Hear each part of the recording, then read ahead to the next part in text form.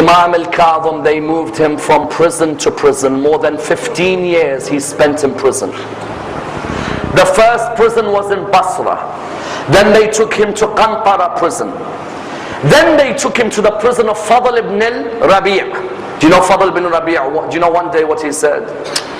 You know Imam Musa al-Kaظm, when he first entered prison, you know what his first words were?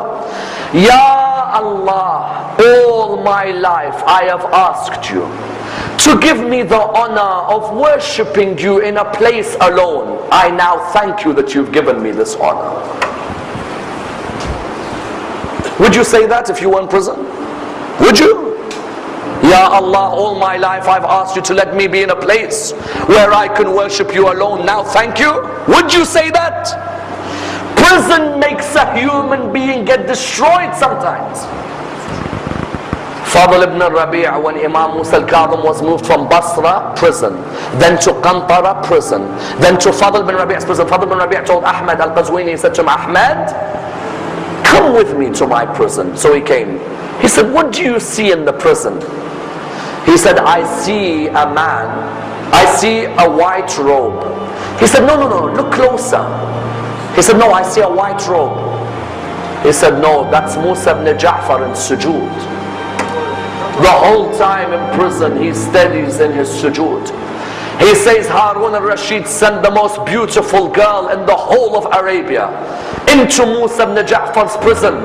And when she entered the prison, she said to Musa ibn Ja'far, oh man, whatever you want from me I'll give you. And he didn't reply. Whatever you want I'll give you. And he didn't reply. The third time she said, please, whatever you want I'll give you. The Khalifa sent me. She says that he turned around to me and he said, oh lady, why would I want what you offer when Allah has offered more? Said by the time the guards entered the prison, they saw Musa ibn Ja'far in sujood and the lady behind him in sujood. And he sent people into the prison who didn't speak Arabic. They came out as Muslims. He said, what's wrong with you? You people were meant to kill Musa ibn Ja'far. They said, the man started speaking to us in our language. And we became Muslims from his words.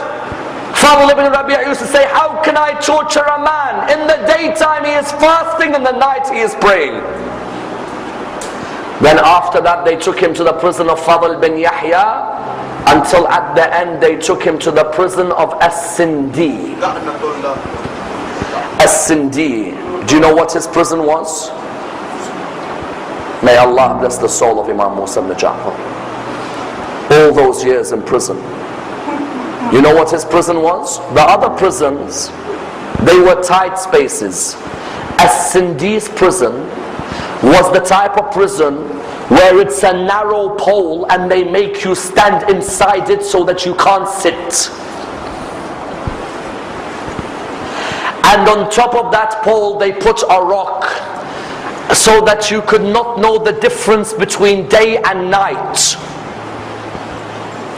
And Imam Musa ibn Ja'far used to say to the guards, I do not know the difference between the day and the night. When you want to pray your salah, I beg you come and tell me so I can at least attempt to pray my salah. And you know there is a hadith which hurts you.